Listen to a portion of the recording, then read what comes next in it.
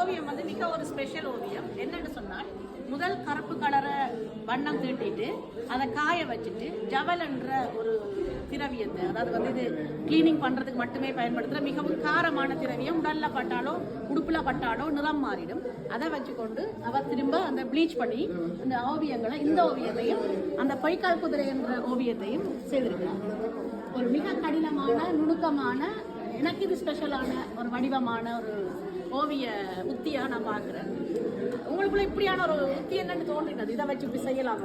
இது யூனிவர்சிட்டியில் படிக்க நிறைய எக்ஸ்பெரிமெண்ட் செய்திருக்கிறோம். ஆனால் அப்போ வந்து எல்லாரும் இது வந்து கொஞ்சம் ரிஸ்கான விஷயம் சொல்லி கண்டினியூ பண்ணிடுவோம்.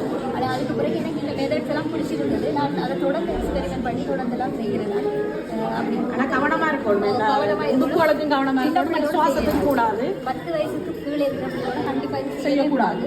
மேலே இருக்கிற பிள்ளைகளுக்கு நானே லண்டனில் இதை டீச் பண்ணியிருக்கிறேன் இந்த விஷயத்தை. ஆனால் மாஸ்கெல்லாம் போட்டு செய்யணும். இங்கே கேட்டவர் ஆனால் நான் சொன்னால் 10 வயசுக்கு மேற்பட்ட பிள்ளைகளுக்கு செய்ய மாட்டேன். இது என்னத்தை குறிக்கிறது? இது வந்து ரெண்டுமே சிமிலரான விஷயம். இதில் போட்டிருக்கேன் கான்வர்சேஷன் அவைக் இருந்தா இது கென்யன் அம்மாவோட நடந்த உரையாடல் இருந்தா. எனக்கு ஒரு ஸ்பெஷல் கென்யன் அம்மா இருந்தவா. அவள் கேன்சரில் இறந்துட்டா. அவள் எங்கள் அம்மா அவள் வந்து ஒரு கான்வர்சேஷன் பண்ணும்போது இந்த ரெண்டு பேசி செய்தது.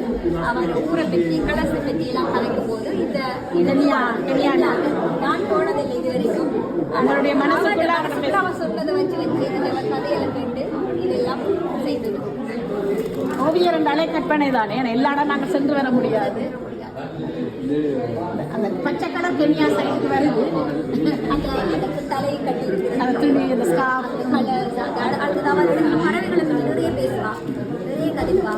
இந்த ஓவியத்துல உங்களுக்கு தெரியுதா ஒரு பெண்மணி மறைஞ்சு தெரியுதா?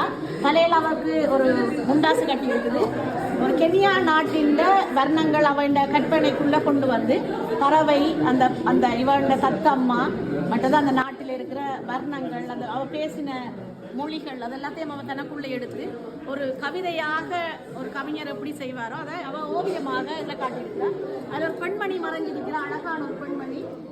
இவன் ஓவியர்ன்ற இதயத்துக்குள்ளேயும் அந்த பெண்மணி எப்பவும் அழகா மறைஞ்சு இருப்பா என்றதை அதை காட்டியிருக்கிறார். அது தங்க நிறத்தில் அவருக்கு வர்ணம் தீட்டினதுலேருந்து அவக்கான இடத்தை அவன் எப்படி கொடுத்துருக்காட்ட மனசுல என்றதையும் காட்டியிருக்கிறார். அழகா இருக்குது ஓவியம்.